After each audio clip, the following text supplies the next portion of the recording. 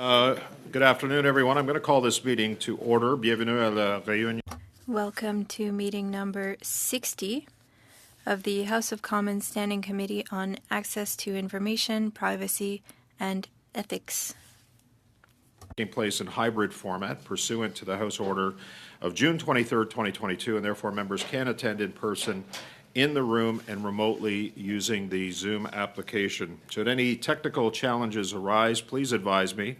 I don't think we have anybody on Zoom today. Please note that we may need to suspend for a few minutes to ensure that all members are able to fully participate. Pursuant to Standing Order 1083H and the motion adopted by the committee on Monday, May 16, 2022, the committee is resuming its study of access to information and the privacy system. J'aimerais maintenant souhaiter. I would like to welcome our witnesses today from the Office of the Information Commissioner of Canada. The Information Commissioner. Carolyn, welcome to the committee. I know that there's a lot of interest in this particular issue among committee members, and we're really looking forward to having a discussion with you today. So you have 5 minutes. Please start. Thank you. Donc, j'aimerais tout d'abord vous... I would like to start by thanking you for inviting me yet again to appear before this committee in the context of your ongoing study of the Access to Information and Privacy System. Before this committee, I noted that I was looking forward to the conclusion of the government's review of the Access to Information regime, which was launched in the summer of 2020. Last December, the government finally released the final report of its review. After such a long wait, what I read was honestly disappointing. I posted a statement expressing my dissatisfaction with the government's report on my office's website. In my view, this report is deficient across the board.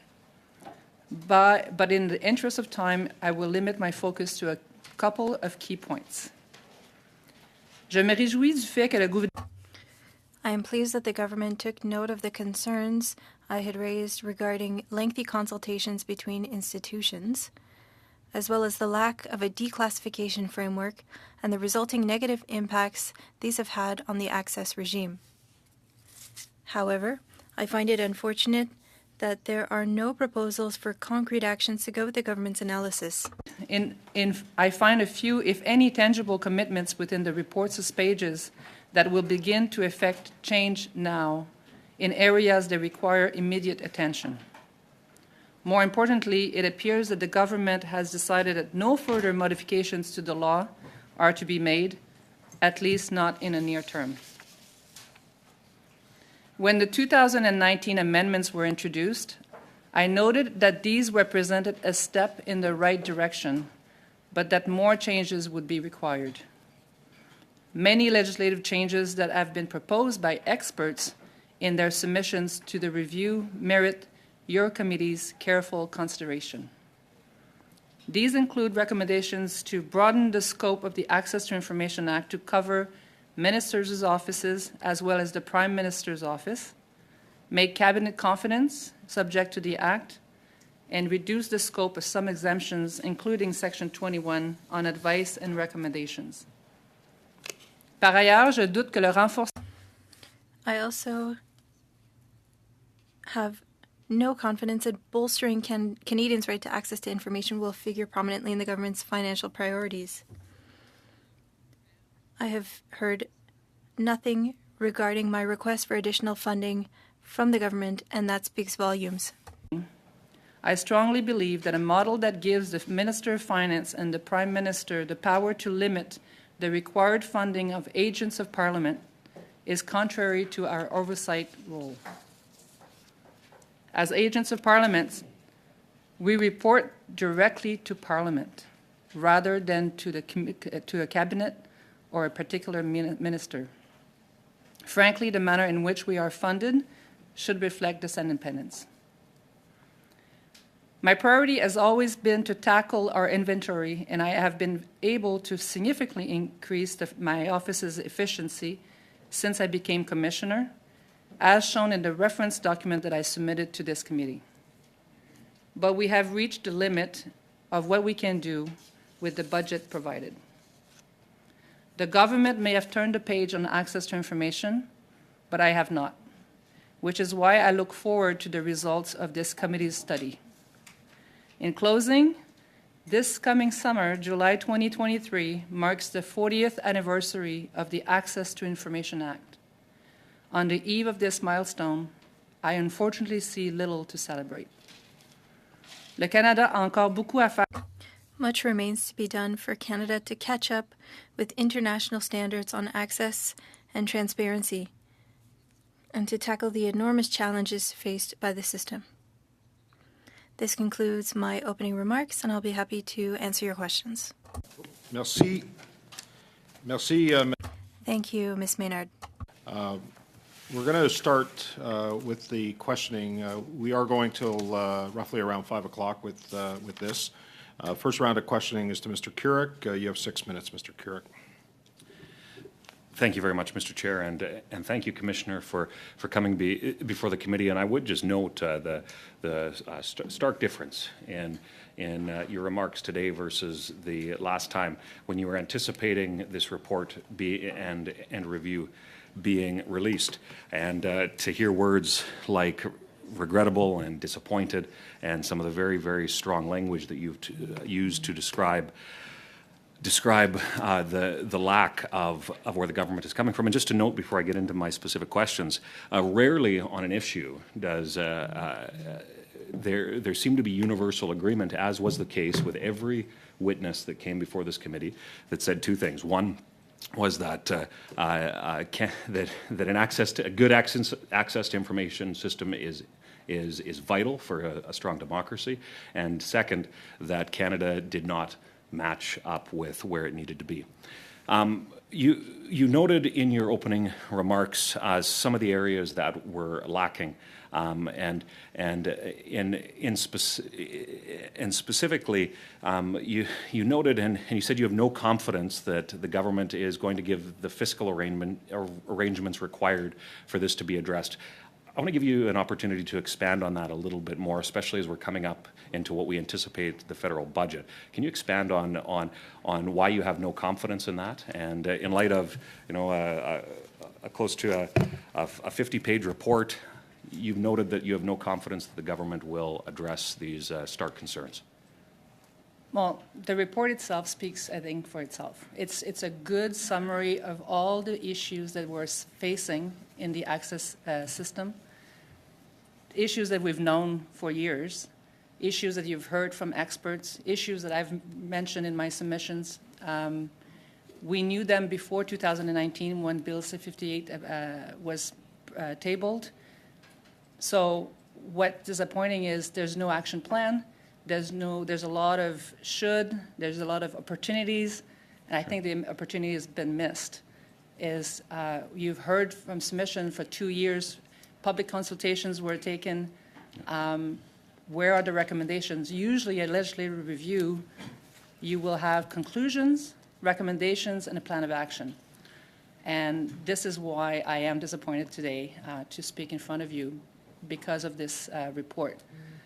Secondly, there's no mention of access to information in any of the mandate of the minister's letters.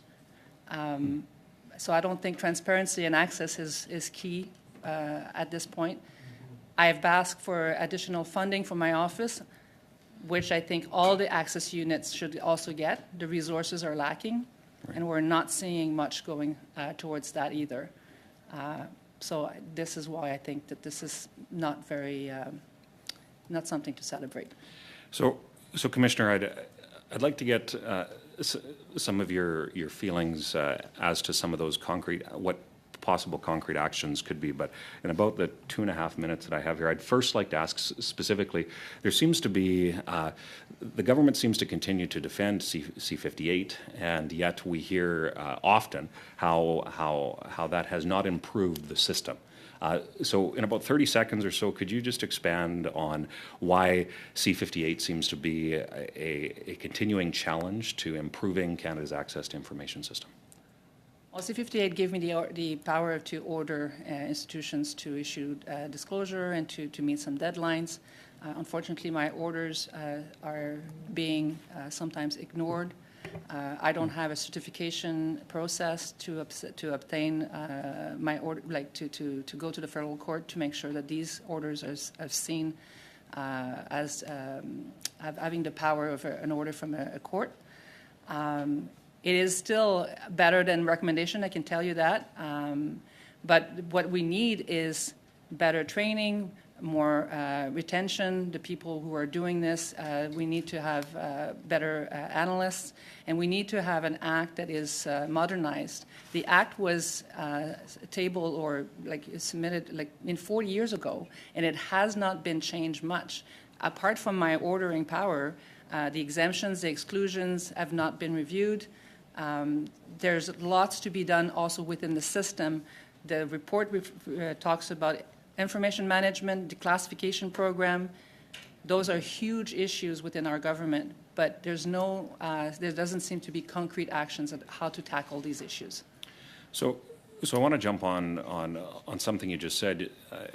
We're used to the government ignoring what opposition parties will say and things like that. But to hear from you that your orders are being ignored, that's something. So I'd like to, in about the 30 seconds that I have left in this round, can you expand on a little bit about what that being ignored is in regards to? If you can provide any examples, anything else that you'd like to share to this committee and Canadians. So the order is, you have two choices when there's an order being issued by my office. You accept it and comply with it, or you can go to court to challenge it.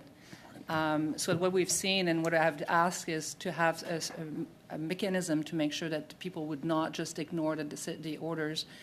It doesn't happen that often, but what we're seeing now is a trend of institutions who are not saying that they're going to challenge it, but they're just taking more time to actually comply with my orders. And there's nothing I can do about it. Okay, thank you. Thank you, Mr. Couric. Madame Menard. Mr. Baines, you have 6 minutes. You're first up. Thank you, Mr. Chair, and thank you, Madam Commissioner, for joining us today. Several witnesses indicated the need to declassify documents. I think you just mentioned what declassification standards do Canada's peers use that this committee should examine further? We issued a report a couple of years ago on declassification, and I can send you a copy. It's actually giving you a great summary of what the UK is doing and the United States are doing. But they both have a program where within 20 to 30 years of a document being produced, there's a declassification program where they review those documents, and if they declassify it, that means that it's a lot easier for people to access it. They don't have to wait until somebody is asking through an access request. This would give historian and library and archive and people who are looking into the history of Canada, especially for national security documents, access to documents way faster, easier than having to wait for my office to do an investigation. Okay, and the review concluded that an enhanced whole-of-government ATI workforce strategy could assist with resourcing challenges faced by ATIP offices. What would effective skills training and staff retention in the ATI community look like to you? Well, when we're talking about ATI, it's people actually responding to requests. So you have people who have to have, it's almost like great people skills, because you're dealing with requesters that want the information now, and then you're dealing with the institutions who have people who don't want to provide the information right away or are having some issues with information management. We need people who can negotiate, can discuss, can read the Act and apply the Act to the documents. There's definitely training that needs to be done. That's the government's responsibility. That's administrating the Act. But I can tell you it's a difficult job, and it's something that we need to create almost a profession of analysts for that type of positions. And is the new ATI community development, is it making headway on these? You would have to ask Minister Fortier, because that's one of our activities from the Treasury Board. It's them who created that.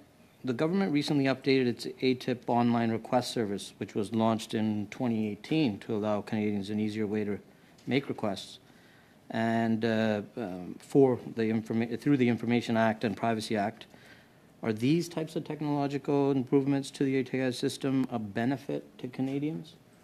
For sure, yeah. The online request form is always easier than having to deal with each institution, and now there's one portal where people can go through and ask for the information.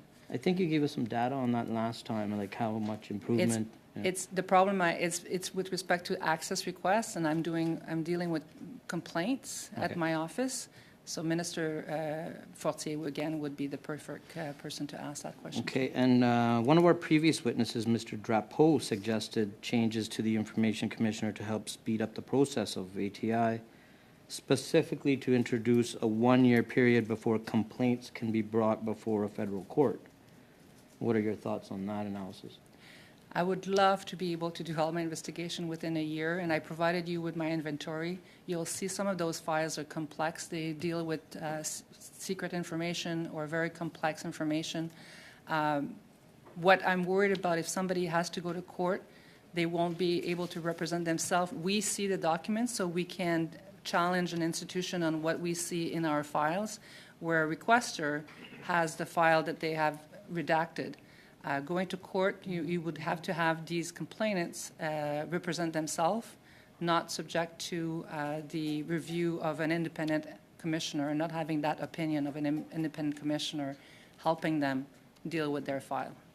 Okay, and in a letter you sent to this speaker, you wrote that some misconceptions regarding the functioning of access to information system and the operations of my office have arisen during these hearings. What are those misconceptions? Well, I think one of them is I understand the timelines that it takes in my office.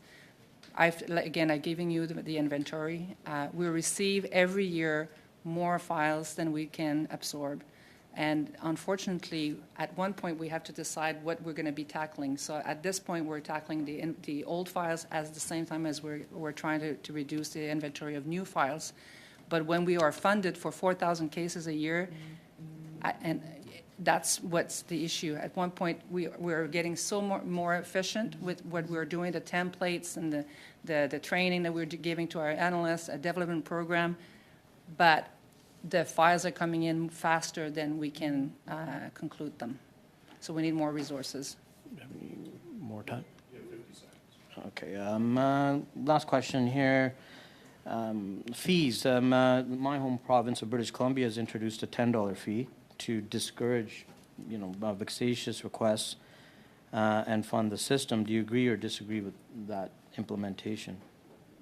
Commissioner McAvoy just tabled a report on that, and you will see that 80% of requests have reduced because of that fee. It's only $5 more than in Canada at the federal level, but it had a huge impact on access requests. And that's something that the government has to decide whether that's the proper way, but I can tell you that usually access should be free. This is how our Canadians are getting the information. It's a part of our democracy. So I think it speaks for itself. Valid complaints could just go missing, basically, not come through, right? With that. Yes. Okay. Thank you, Mr. Baines. Ms. Menard. Monsieur Villemure. Mr. Villemure, you have 6 minutes. Thank you, Mr. Chair. Thank you, Madam Commissioner, for being with us yet again.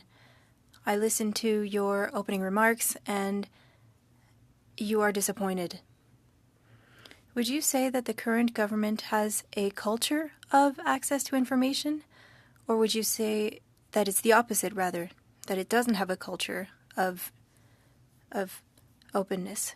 Answer: it's been hard to change the culture with access to information. It's easier to hide information or withhold information than to share it.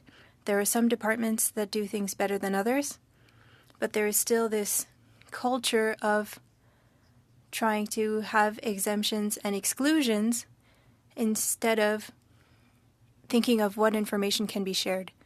So the culture of information sharing hasn't improved. No. Do you have any hope? Have you seen any will to improve things? Answer: it depends on the ministers and the deputy ministers and the directors. In some departments, when managers ask a lot of questions on access to information. For some of them, it's a priority and we can see the difference. But it's very specific to each institution. So I can't say that it is throughout the government. In the Foreign Affairs magazine, they talked about the United States, and it stated that public servants were trained to keep secrets instead of responding positively, and they would rather classify something as secret. Is that the same case here? Yes. You mentioned earlier that with your current budget, it is very difficult to deal with the increase in requests. Do you think that your budget should be determined by an independent institution or a different institution, for example? Answer. I think that my budget, yes, but also for the Auditor General, I think that our budget should be talked about during a parliamentary committee or a special committee that could make a recommendation. And so that would allow us to stay independent. I think that's what's done in other countries like Australia, for example.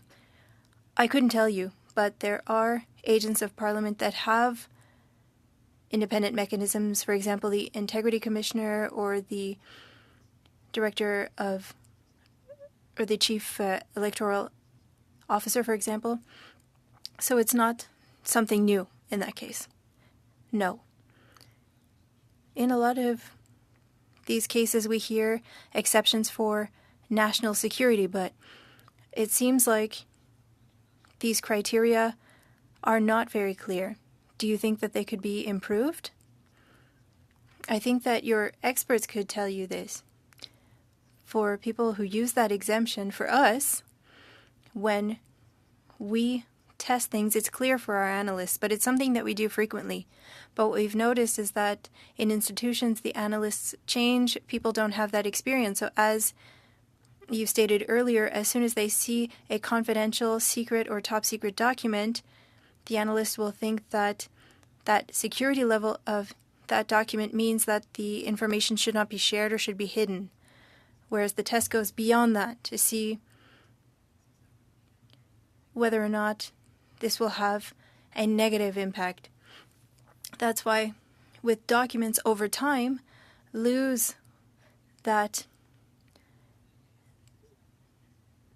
and that's why we need people to go through these documents after a certain number of years and declassify the documents that are already overclassified. It seems that sometimes there are too many classified documents for national security, and then a review is not done, so they stay classified. Tell me, a registry for access to information requests, would that be a way to make the process faster if people were more aware of what was going on or more aware of the issues of your budget? Currently, when institutions receive access to information requests, they need to keep a list of all access to information requests received over 2 years. And we've noticed that not all institutions respect that.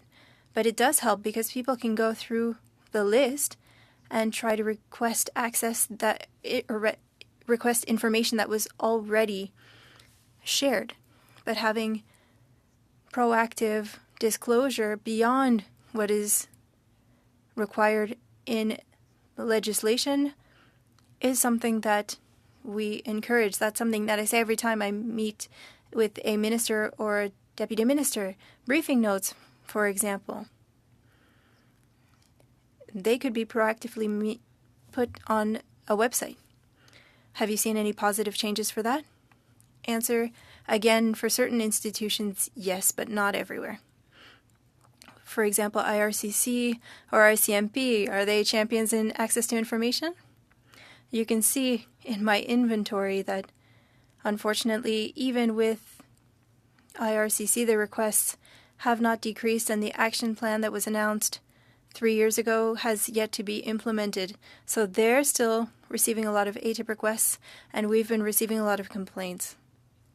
I'm not sure how long it's going to take them to implement these changes, but it will have a positive impact to access to information in Canada if these changes are implemented. Thank you. Thank you, Mr. Villemur. Matt? Mr. Green, you've got 6 minutes. I wouldn't begin by saying that to the Commissioner Maynard, you're in good company when the Cabinet refuses to hand over information. I'll share with you that as members of Parliament, constitutionally consider the grand inquest of the nation, even with our own parliamentary privileges and very well-established common law in that regard, they too stonewall us when it comes to basic information. And we seem to be in a culture where all of a sudden everything is Cabinet confidence and everything is client-solicitor privilege when they're both the client and the solicitor. So as the Information Commissioner, you don't have the authority to access records that contain Cabinet confidences that the head of an institution has refused to disclose.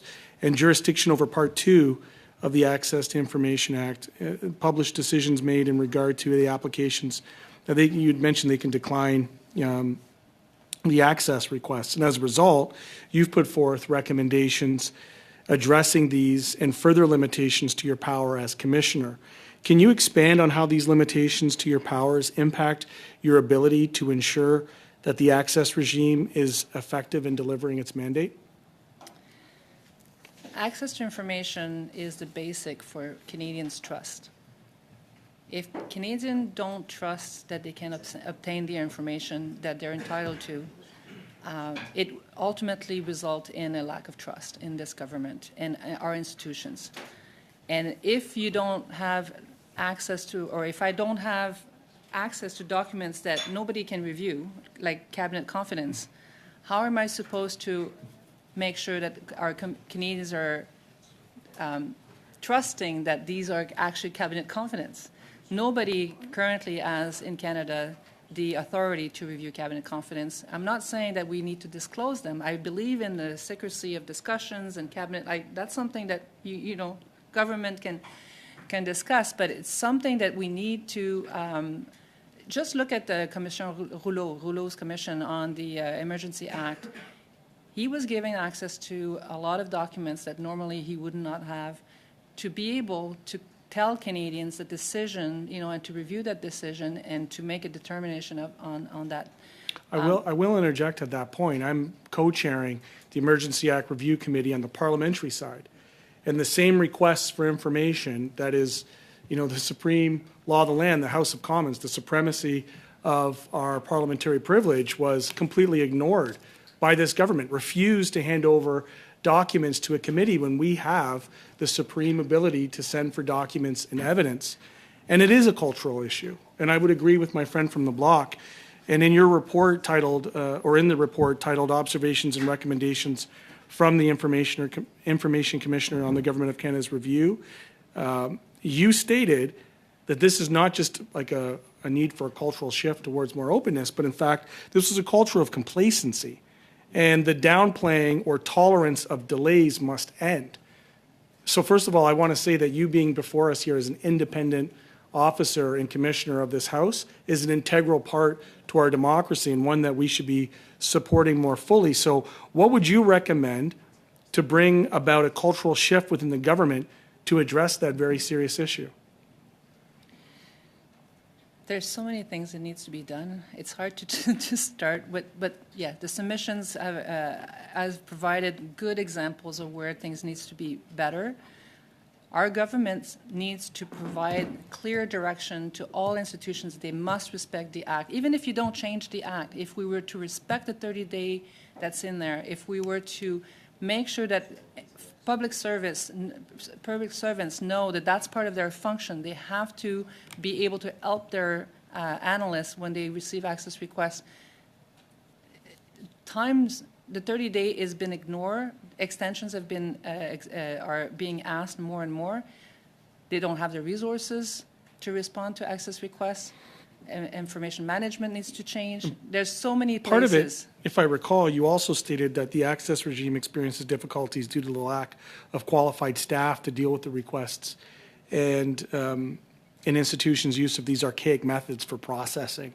Right? Like I joked when I first got in here, we were talking about boxes in the bottom, like not even having things digitized on PDF and so on and so forth. So Can you perhaps describe a little bit, when it comes to the processing, management, and sending of information, what these methods look like and how they create additional difficulties for the access regime? Because in my observation, this is a government that had, not too long ago, a minister for digital government that just disappeared off the face of the planet unceremoniously, probably at the same time the mandate letter point dropped.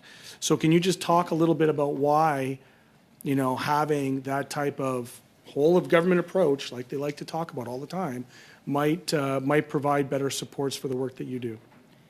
We definitely need more technology to help. We definitely need to look at information management. It's nowadays people work with emails, and I said that last time I appeared before you, we have examples of requests that should result in 2 or 3 pages of information, resulting to 500 to 1,000 pages of information, because people are not taking care of and properly managing their information. Just recently, one of my own access unit was consulting another institutions on 2 pages, and we were asked for 90-day extension for them to respond. Consultations is a huge problem within institutions. We need to have clear indication, clear guidance that consultations are not mandatory. They are good to have, but not at this point. When you don't have time, you don't consult. You make your own decisions on the document in front of you. And that's what my unit is going to do. Thank you, Mr. Madame Menard. Mr. Kirk, you have 5 minutes. Thank you very much, Chair. And it's interesting. There was a statement made earlier today that I'll repeat here, and it's secrecy by burying it in process seems to be a common trend here. So Commissioner, you expressed concern by saying that you sincerely hope that this does not signal that the government has reached the limits of its willingness to improve the legislative framework. Can you expand on what you mean by that statement? Well, the report that was tabled contains a lot of comments and findings about exemptions and exclusions that are not consistently applied and maybe understood properly, but it doesn't seem to have any recommendations to change the wording of these exemptions or to review the extensions of these exemptions, but rather to provide more guidance through policies and manuals, and we already have those. I think it's time to look at each exemptions, each exclusions, and decide, do we want the Section 21 on advice and recommendations to be for 20 years? Do we want cabinet confidence to still be prohibited, from my review? Do we want to put a timeline for consultations in the Act so that we don't rely on a policy to institutions about that? The Act is 40 years old. I think it's time to look at each section like a real legislative review would have done. I didn't see that in that report. That's what I expected. Okay. Thank you for that. And Commissioner, I want to change gears a little bit and talk about outside or third-party contractors. I've heard this. There's been a lot of anecdotal evidence suggested the government has suggested some of that's not true. There's some questions about information on the estimates about what that looks like. Does the seemingly large expansion of third-party contractors, outside contractors used by ATIP divisions, does that concern you? And if so, can you expand on those concerns a little bit? I think the problem is it's really difficult to recruit people who have the knowledge and who are willing to, like I said earlier, to do that job. Right. It's definitely if an institutions, and I feel for them. I'm telling you, like it's one of those tough jobs, and when they can't find people who wants to come and do the job, they have to rely on consultants. And I had to do that too at one point. But now what we're doing is we have a rotation, and we're bringing in people from from outside the government, trying to train them and keep them. But it's a very difficult job, and I'm not surprised that the consultants are being used more and more, because I'm told by some institutions we have the money, we just can't find the people. And I'm glad you brought that up, because I've heard from some within ATIP divisions, past and current individuals that say that it is a nightmare to work for the access to information divisions. There's a whole host of challenges associated with that. One of the comments that was made to me that I would pose to you in the form of a question is performance metrics. That there is a lack of performance metrics for ATIP officers within departments, and that seems to be a trend that is plaguing all aspects of this entire regime. I'm wondering if, in about the minute that I have left, if you have any suggestions for how we could deal with the seemingly incredibly poor performance, and if there is a matrix or mechanism that could be used to start ensuring that we actually get some results here. I think you need to provide, people have to have performance indicator at the management level, at the DG, ADM, DM level. That's where you need them to be responsible. That's the minister is accountable for access. The obligation under the Act is to the head of the institution. They need to be interested in what's going on in their unit. And that's why I'm sending the orders directly to the minister's office now, so that they know when they're late in 25 files, so that their unit is struggling. It's not the poor little analyst that needs to be giving, objectives. Like, yeah, they have objectives. They have to close them in, that many files. But the director, the DG, they have to have performance evaluation and bonuses according to, for what they need to be responsible for access to information. Right now, I don't think it's taken that seriously. Which highlights some of the larger challenges that exist currently within government, as there doesn't seem to be that top-down accountability, and it goes right to the top. Okay. Thank you very much, Commissioner. Thank you, Mr. Carrick. Next, we're going to go to Ms. Hepner for 5 minutes.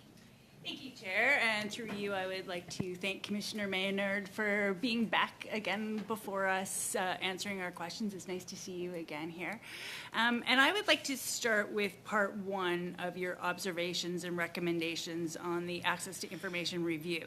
You noted that systemic problems require just as much attention as the legislative review. So I'm hoping you can opine on whether increasing the scope of the Act will take away from addressing some of the capacity issues that your office faces. No. It's going to increase the number of requests, that's for sure. But the question is not what we're going to take away from the Canadians. The Act has to be reviewed as much as the system has to be addressed. If you're going to give more information through access requests, clearly you need to have more people working in access units.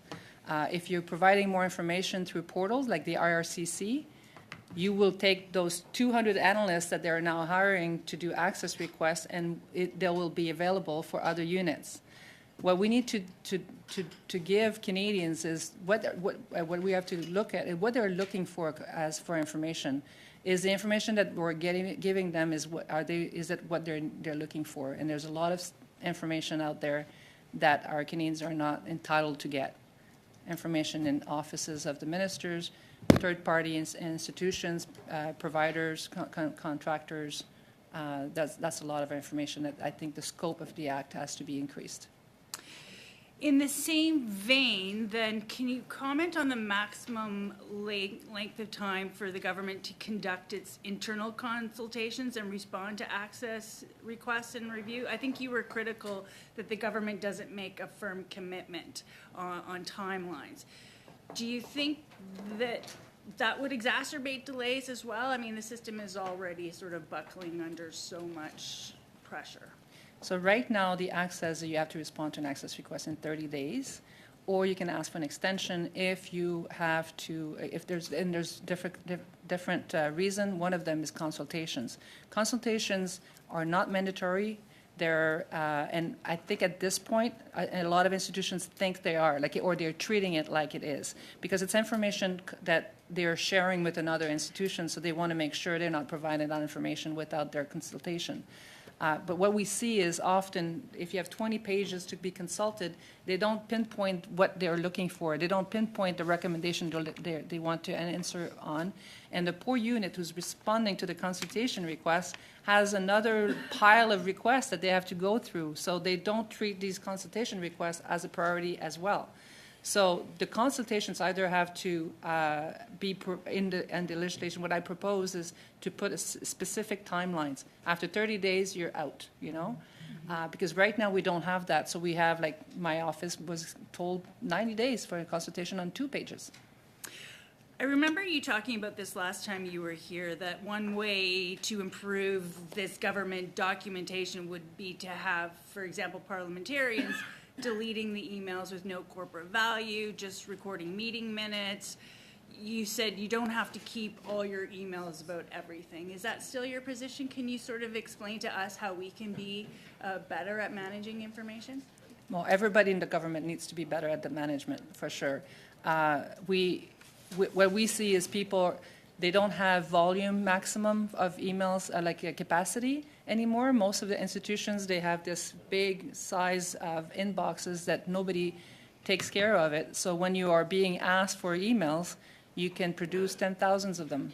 What we're saying is you need to have a proper management of information within those inboxes so that one person keeps the emails, whether it's the recipient, so usually it would be the person receiving the signature or of something and then properly documented it.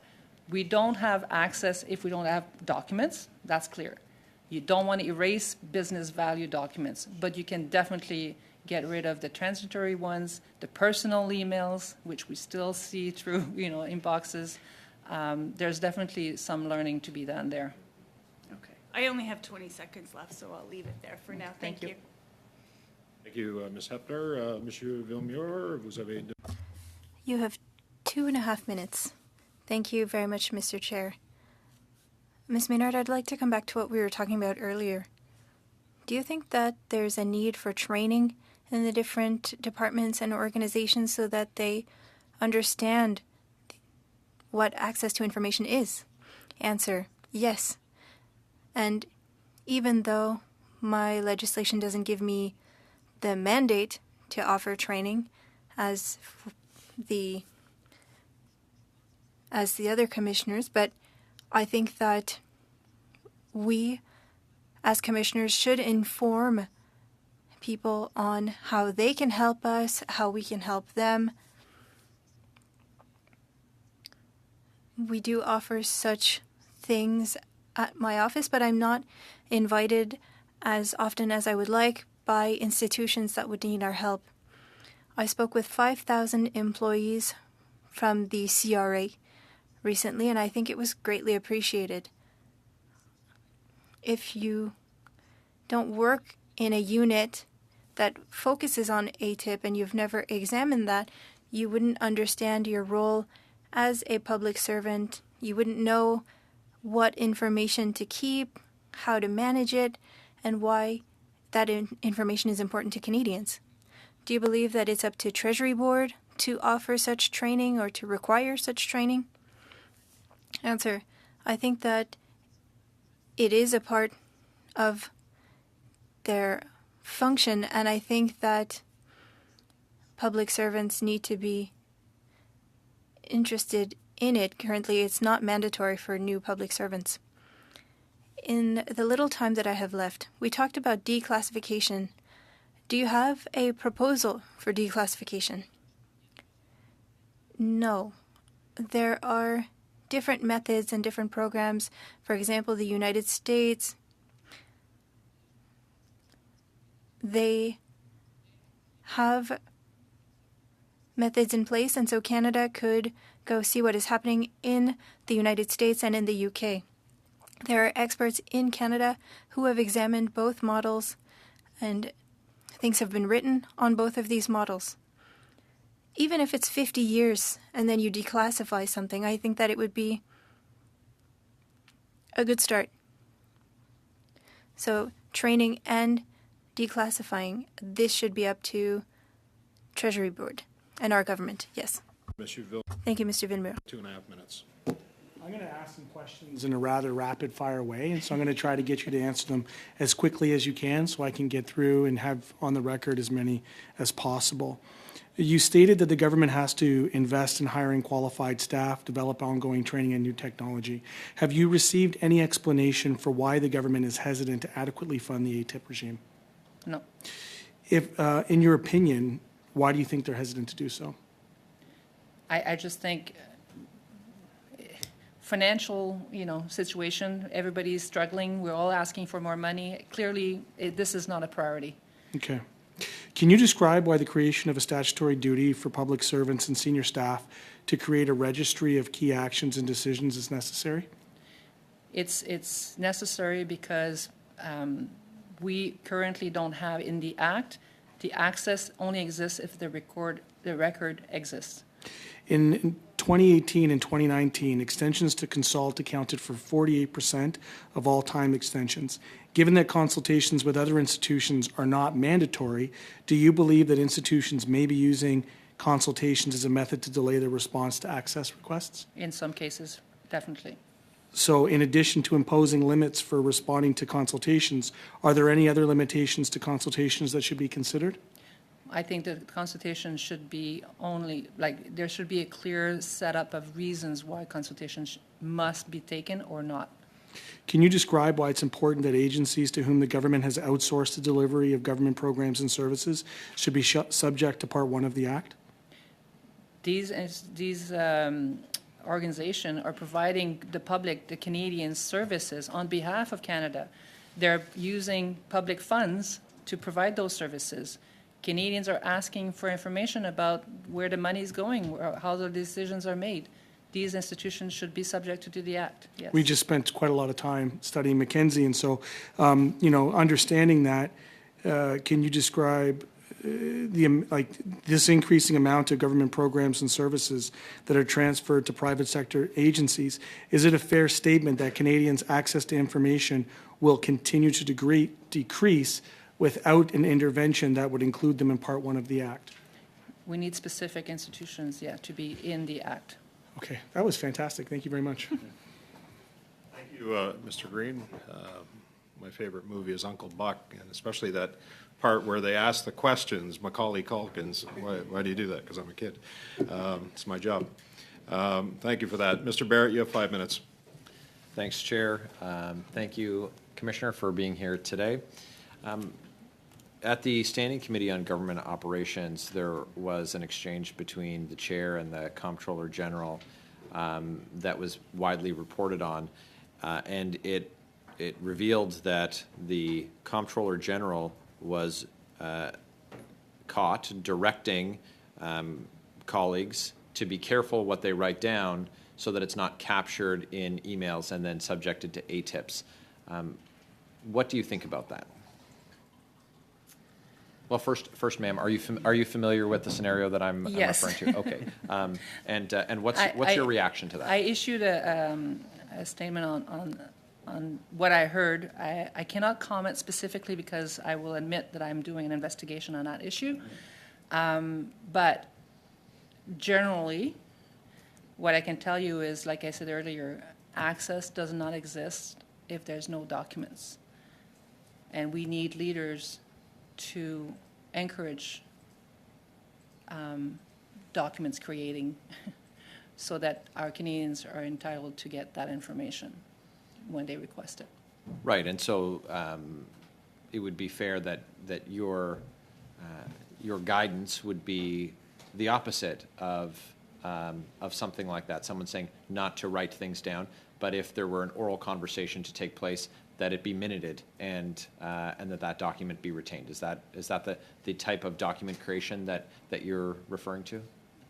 My advice to institution is that they need to be clearer on taking minutes, making decisions, properly documenting, and actually Commissioner Rouleau mentioned that too in his report, is that when decisions that are important are being taken fast, people forget sometimes to go back and write down what was discussed, and we need that. We need public servants who know that that's part of their job.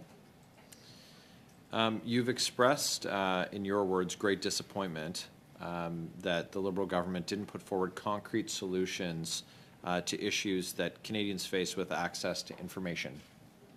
Why do you think that they didn't put those solutions forward? I can't, I don't know. You could ask, I think, the government, but I think what they've done is a really good summary of all the issues that we know exist in the system. What we don't know now is how they intend to tackle those issues.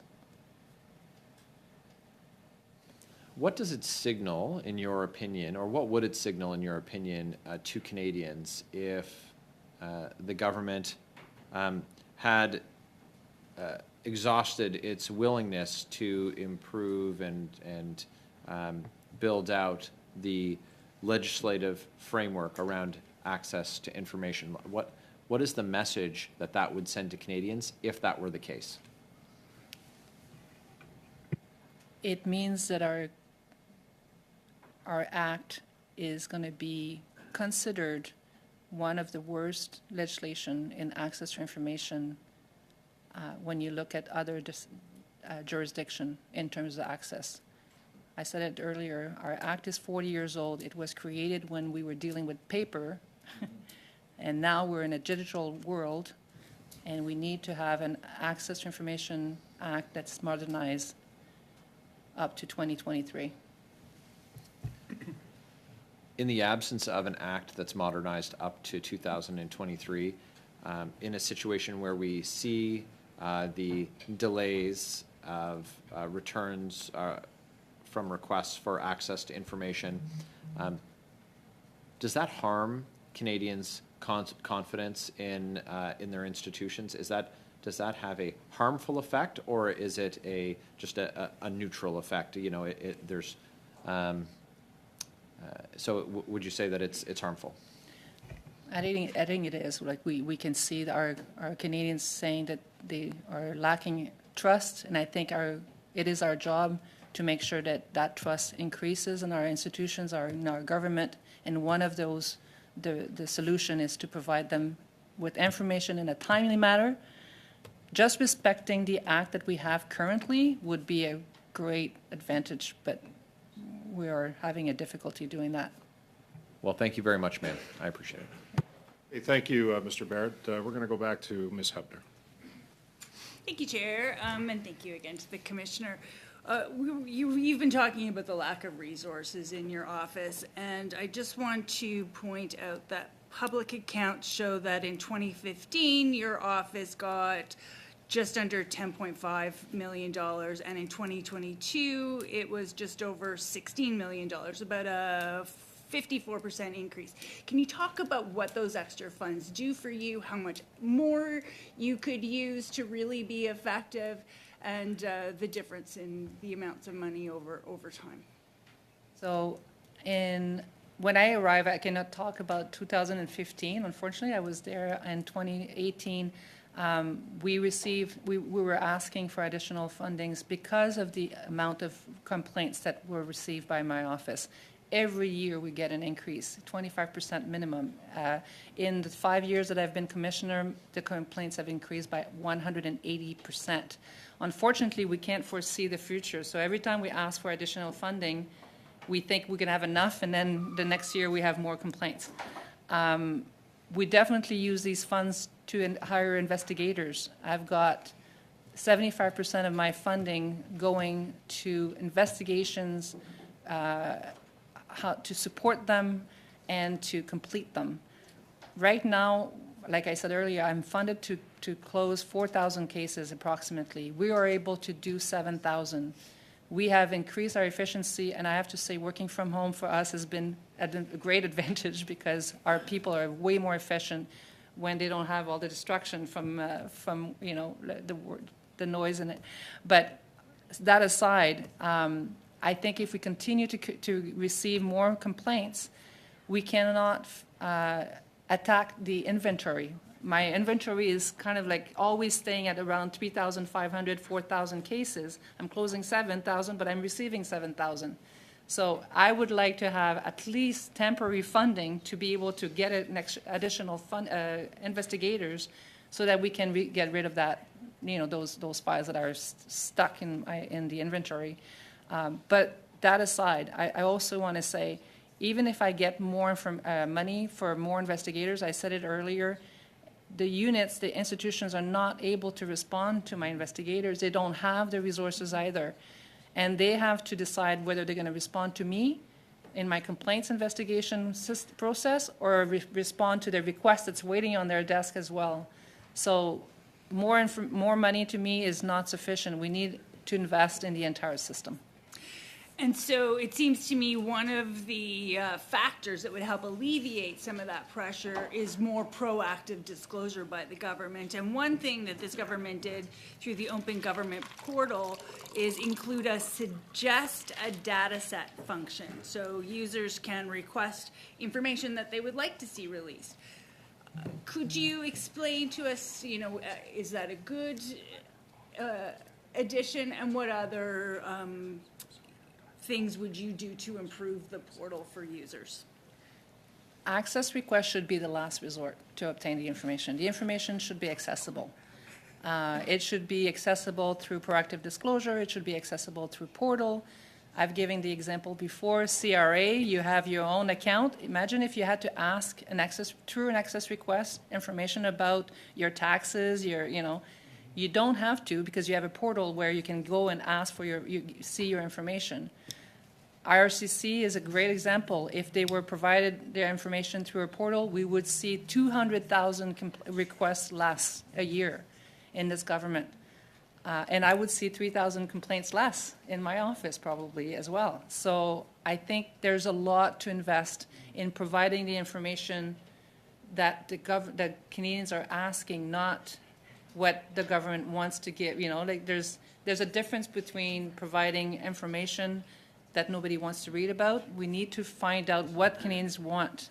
And institutions know that. They have the frequent requesters. They have those requests that comes back. Briefing notes is a good example. Now that we're providing titles, they are asking for the content. So when you write a briefing note, I told deputy ministers, make sure you know what you want to provide, what's public, what's not public, so that it's easier for your ATIP unit to process after.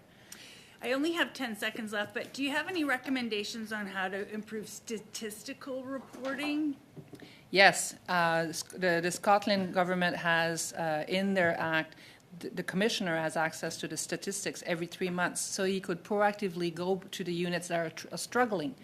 Right now, I think the annual report that is presented by the institutions are useless because we see the results a year later. So it's not helpful for my office. It's not helpful for anybody. I think we need to reduce the reporting requirement to what really is useful to us. Like, how many requests? How often are you late? How many unit analysts do you have? And what's your issues? So we can actually help them. Thank you, Ms. Ebner and Ms. Menard. We're going to go to Mr. Dalton. This is the final round of questioning, so Mr. Dalton, you have 5 minutes. Yeah, thank you very much for your comments. And it's the first time I've heard from you in person, but it is can sense the frustration, exasperation that you feel as you're reporting, and this seems to be a trend that I'm hearing, I've heard on this side, as far as I think of the parliamentary budget officer. Just feel like they're being starved for funds, not able to do their job, not able to investigate, and it feels like they're being stymied and blocked in every respect. We heard from the ethics commissioner who's now resigned, just basically it seemed like out of frustration, because he said that the government, the Liberal government, just does not seem to be taking ethics seriously. And it's like, what's the use? And it's like, I'm getting that sense also that from your comments. And he said that public shaming is the foundation of the system as far as ethics, and that's not working when you have constant breaches by the Prime Minister, by others, and it's just ongoing and ongoing. And so I'm just wondering, you talked about public shaming, the Ethics Commissioner, what hammer, if you want to call it a hammer? What do you have to do to help enforce just your policies and as far as the freedom of information? Do you have any tools, or is it just basically bringing it up and complaining and it's like you're being ignored? Well, I have to say, until 2019, my office could only make recommendations. And that was the biggest, I think, issue with the system, because for years, complaints resulted in simply a recommendation and the institution could ignore it, unless my office would take them to court. Now we are issuing orders, and if they don't agree with the orders, they have to take it to court. What I see, however, is sometimes they don't say they don't agree with it, and they don't do it. And that I don't have the authority to do, to make sure that they comply with the order. So imagine they don't comply with the act, but they don't comply with the order as well. So this is something that I think this committee needs to look at, providing a process by which the orders can be certified in court, and that then you can go to the institutions with this order. And it's something that is now in the bill for the Official Languages Act that are changing the Commissioner of Official Languages Authority. They actually did a certification provision in there, and I think the Privacy Commissioner as well. So it exists. It's something that is there. I asked for it for Bill C-58. I was not giving to me. But we do have the orders, and we publish those, so that is something also that is very helpful. Great. You commented that transparency is just not a priority for this government, and I guess that's in the light of what's been coming out in the past number of days, weeks, with the Beijing Communist government, with undermining our democracy, and now we have a rapporteur being brought forward, and it just seems to me, to be just reinforcing what you're saying as far as transparency is. That's our concern, that they're not interested in transparency and in facts being brought out. It's coming across with what we're seeing here in this very serious undermining of our democracy. So, question, you mentioned about 4,000 files being brought forward that you're able to deal with. Is that complaints, or is it, like, for example, I received an email today from a constituent who had sent an ATIP in 8 months ago, and it's still not, there's been no response. And so how would that be one of the 4,000? How do you come up with the number? So, yeah, your constituent would have to make a complaint to my office for me to investigate why after 8 months he's not receiving or she's not receiving a request. That would be one of the complaints that I'm dealing with, yeah. Okay, and just going to Mr. Bain's point about the number of files, of requests, I know also being from British Columbia, we found that, for example, one person did like 1/3, hundreds of ATIPs. So I'm just wondering if perhaps, okay, maybe the first 2 or 3 is free, but afterwards maybe a little charge. Thank I you, don't Mr. know. Dalton. We're going to go to Ms. Khalid for 5 minutes, please. Thank you. Thanks very much, Chair, and thank you, Ms. Maynard, for being here today. I appreciate it. Just wanted to clarify, I know that as much as Mr. Dalton loves to be dramatic, the Ethics Commissioner, I believe, did resign or retire for health issues, not out of frustration. And I think that really gets to the crux of what we're doing here, and that's to make sure that we're sorry, Mr. Dalton, I did not interrupt you when you were speaking. Let's not go down that path. Stop your time. So let's stop the interaction across the way. We've got Ms. Khalid who has the floor. Go ahead, Ms. Khalid. Thank you very much, Chair. Ms. Maynard, I understand. So you spoke a little bit about the difference. So you came in 2018, and you said that you were at a point where you could only make recommendations, and now you make orders. Can you just help define what the difference is there, and how you got to that point?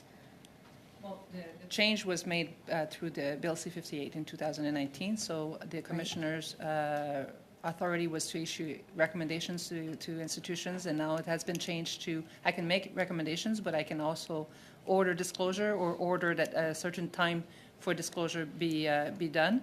The change is tremendous because when we only make recommendation our office felt that it had to negotiate.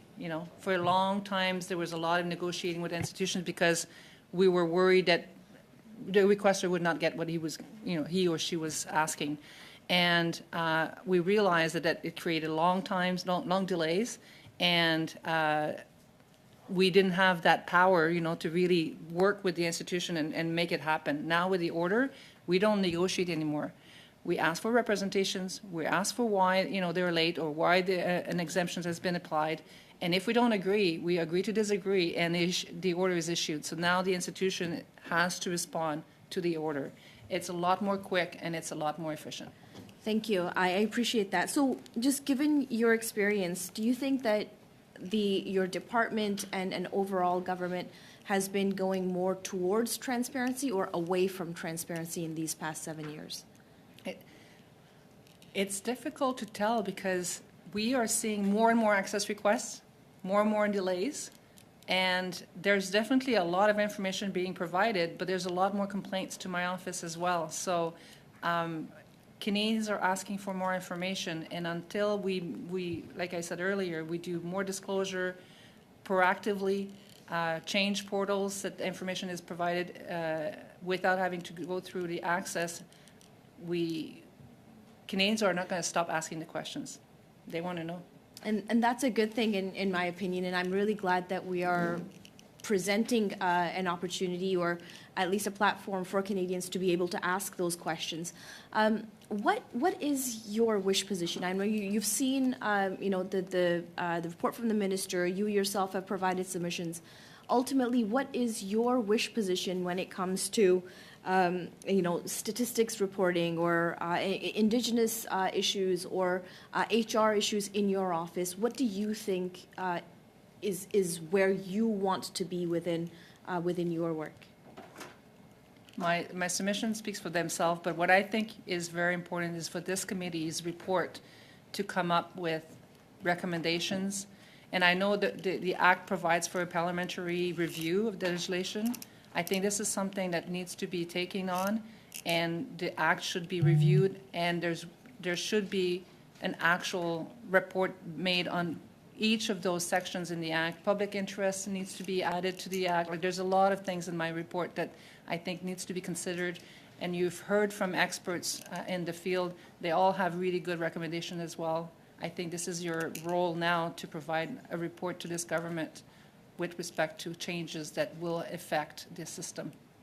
And just speaking on the system, what are some, steps or processes that you, within your capacity, take to address some of those systemic challenges that you face on a regular basis?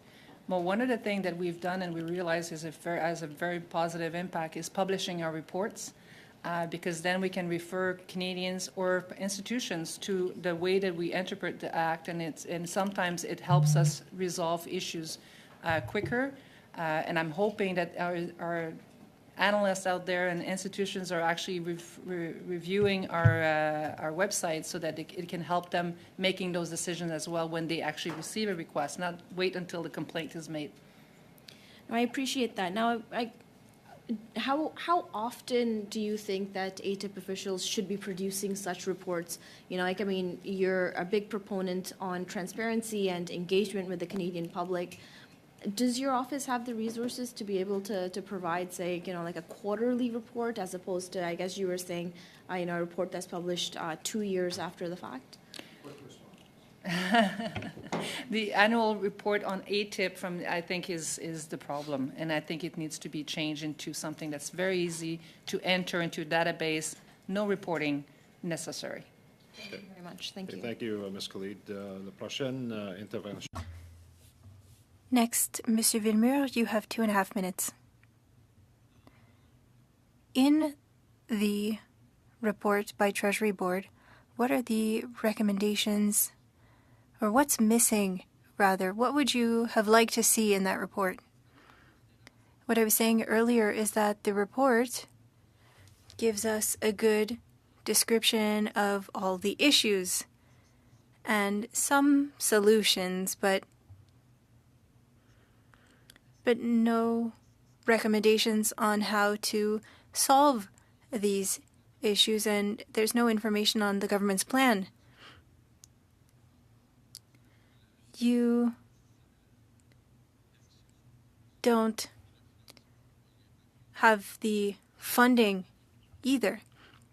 Indeed, we'll have to examine costs, but that comes with any action plan. Currently, the report gives us, as you say, a great description of where the system's at currently. And in your opinion, the first 3 things to do, if we could only do 3 things, what would they be? Declassification program. I think that would be easy to implement and is absolutely necessary for the government. We need to examine the Act and the different sections of the Act and give recommendations. You are the legislators. You will be able to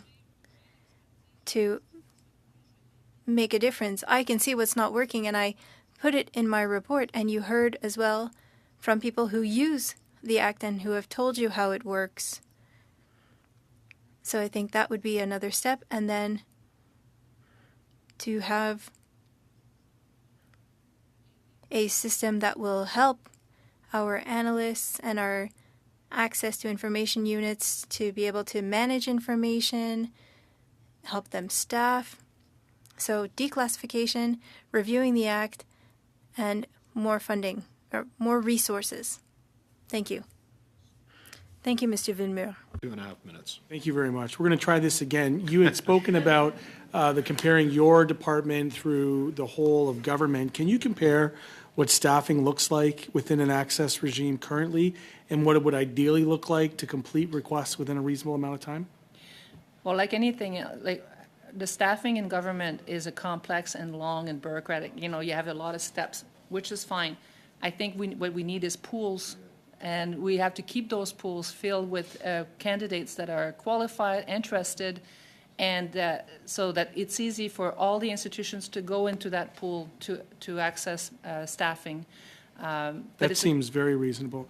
You described a situation where the author of an access request is told that there's no records regarding a specific action or decision made by an institution. I think this is pretty problematic. Are there any particular institutions that report that they don't have records regarding an action or a decision more than others? No, and we see that often in terms of missing, what we call it as missing records. So usually the requesters will have evidence that there should be records or that a decision was made or there's more to it. And we do find often it's just because the unit was not tasked properly. You know, but there's no department that is more problematic in its instance than others? I can't tell you that I've seen it in more than one than another. That's fair. And I think that an important question around public interest. Can you describe the impact of the Access to Information Act not including a general public interest provision? It goes with the culture of secrecy. You know, if it's out there in the introduction that public interest is important, right now it's only a factor in terms of discretionary decisions. It's proper and it's good to have it as a factor, but if it's there in the introduction, it means that it overrides, you know, it adds to the value of access. Thank you. Are you aware of any examples of the 6 provinces where institutions are required to disclose information about a risk of significant harm to the health and safety of the public or the environment, and where such information is disclosed? I know Ontario has it, and I'm sure, like you said, there's more. But I remember hearing about Ontario providing having that specific provision. Yeah, I'll just note that, you know, we had an opportunity to actually expand our whistleblower protections and have some more of this available, and then unfortunately didn't have the full support of the House. Thank you. Mr. Keurig, you are up for 5 minutes. That was a block. Thank you very much, and it's been very, very enlightening as we've heard a host of, and I think a fair amount of agreement on the need for more action. Commissioner, I'd ask for your observation. You're in the unique position to see where the problems are. And is there any observations that you could share with the committee about the most problematic departments, any trends that you see within those departments? That is there information that you could offer to the committee on that, and then possibly some solutions that we could bring forward in terms of recommendations to the government? What we see is, and I provided you in my document, the institutions that we're receiving the most complaints about, but it's not always because they receive the most complaints that they're the worst. It's just often it's percentage of the amount of requests that they're receiving. What we see across the board is Section 21 is being overused and abused. Section 21 is the section that allows you to redact advice and recommendations made by a department official, and it's not well described. The exemptions is very broadly written, and so it's often used to redact information that is not advice and recommendations, and that's definitely a problem across the government. And in my submission, I made some specific recommendations to rewrite that exemptions because, for example, in Ontario, they have a very good list of things that it should not include, and that would be very helpful, I think, for this. So if I could ask just somewhat of a different direction on that, including the MOs and the PMO in the access to information regime. Just want to give you the opportunity in hopefully 45 seconds or so, and then I'd like to ask you a question in a different direction. Could you provide just a little bit more context as to how you could see that working and ensuring that there's that accountability that Canadians expect?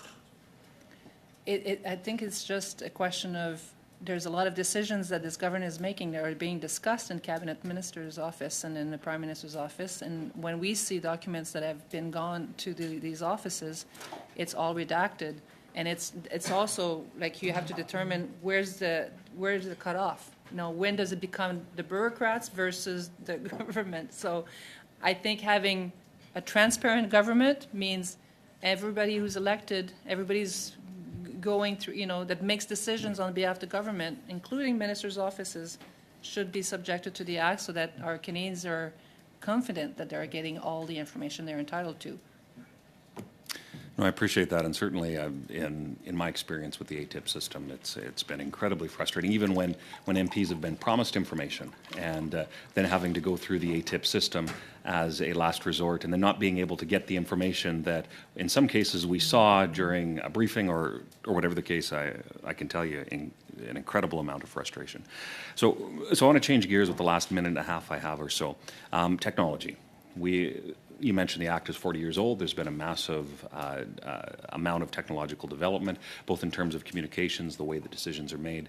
I'd like to give you, in about a minute, if you could summarize or make some recommendations about how this committee could make the path forward for ensuring that not only technology is a part of addressing the challenges that technology has brought to the access to information regime, but if you have some recommendations as to possibly how technology could be part of the solution to ensure that there is a greater level of accountability within government. There is definitely a need to be investment in technology. We are in 2023, and this government is lacking in terms of using artificial intelligence. You know, RRCC actually is using bots, like robots, to identify some information. It's making great progress, and it actually had great results. I think the other problem in government is everybody's working in silos. When I want to increase my capacity in my office for infrastructure, I have to hire my own consultants and spend my own money, where the next institution is doing the same thing. So I think a platform where everybody could, you know, use all this technology and share the information that they're, and I think Treasury Board is having great projects and stuff, but we need to see it more. We need to see that exchange of information. RRCC is definitely on the right path, but we haven't seen the results yet. Okay. Thank you. Okay, thank you, Mr. Furek. Ms. Khalid, final round, 5 minutes. Thanks very much, Chair. Ms. Maynard, in your previous testimony, you mentioned that a way to improve government documentation would be to delete emails with no corporate value and simply record meeting minutes on memos to eliminate the need to retain specific email chains. The report appears to agree with you on the need to improve that documentation. Do you believe that making this change would reduce that workload? Definitely. You have no idea how many requests that we see that have hundreds of the same email and hundreds of the same pages, and that the analysts have no choice to process and treat. We are getting more and more access requests that results in thousands of pages. But it used to be not very often, and the elimination of fees definitely has had an issue and a big impact on that. But that's not the only thing. The lack of management information is definitely key, and we need to better manage so that the Canadians, the requesters, are getting what they want, not 25 times the same thing. I hear that. I hate email chains myself, to be honest. Just on a different note, now the report concludes that implementing the United Nations Declaration on the Rights of Indigenous Peoples requires changing the definition of what is an Aboriginal government. Do you agree with that? What are your thoughts? I do. Right now, I think there's only 13 nations that are part of that definition, and I've heard from them that it is definitely an issue, and I think it's great that they've been consulted to this round of for the review, and I'm hoping that their concerns will be addressed. Yeah. And what are your thoughts on the recommendations identified in the report on advancing Indigenous reconciliation? You know, we talk about whole of government. In my opinion, this is literally what it looks like, department by department by department, to ensure. Just your honest take on how that's addressed in the report. I will be honest with you. I think this is a subject that is so in itself important, and I would let the experts deal with that, because I think the Indigenous people should be talking to you of whether or not the report is going far enough in their view. They've been consulted, but whether or not the report has made recommendations that will respond to their concern. They have very specific concerns, and I think that it's really worth listening to them. And have you met with them? Have you received their consultations yourself? And do you have anything to share with that respect? No, I'm not part of the consultation process, but I have met with them in terms of how I can help them and how my office is dealing with complaints from their offices and their group. And do you have one issue to share that is the biggest concern? Their biggest concerns is timelines. Again, delays in getting information. For them, it's key. They have to have this information to pursue their requests. So they need information to be provided to them informally. They shouldn't have to ask information through an access request. Same. Thank you very much, Ms. Maynard. Appreciate that. Thank you, Mr. Chair. Thank you, Ms. Khalid. I'm going to take a few minutes. I do have a couple of questions and a comment as well. You mentioned in earlier comments, Ms. Maynard, that Canada is lagging behind legislation 40 years. Can you give the committee an example of the gold standard in relation to perhaps some other countries as it relates to access to information? Well, there is a link I can send you with how the statutes in the different countries are being evaluated. And I think Afghanistan is first, interestingly enough. And Mexico. Say that again. Afghanistan. Okay. Yeah. The act. So there's a difference between the legislation that is great, but then we need also to properly apply the legislation and to process access. What I'm telling you, what the norms are, it should be free. Everybody in government should be subjected to the act. There should be also, like I said earlier, the providers of services on behalf of the government, they should be subjected to the act. Better, the scope of the act has to be reviewed. The public interest needs to be included. Proactive disclosure should be increased, and there should be an authority to evaluate what's being provided on the proactive disclosure list Right now, there is nobody really looking at if people are actually meeting their obligations. I don't have the authority, and I definitely don't have the resources to do it now. But it's something, all these are definitely making our act falling behind with respect to the norms. Well, if anything, the report that was submitted to Parliament by the Treasury Board President did was give air under the wings of this committee to come up with some substantive recommendations, because one of the things that you did say, that it was a good summary of the problems, but there were no solutions to the problems. In my view, a lot of what was recommended was actually punted down the line, and it's not going to solve anything. So that really, really sort of creates a level of importance for this committee to be able to provide recommendations to the government. Now, we can table the report. Whether they do anything about it or not is up to them. But we are planning on having the President of the Treasury Board come to explain the submissions that she made to Parliament. So I think that would be helpful as well. Do you agree? Yep. Okay, thank you. All right, well, that's it. I appreciate you coming in and providing us with the information today, Ms. Menard. It was very, very helpful. Thank you to the committee members, the analysts, and the clerk.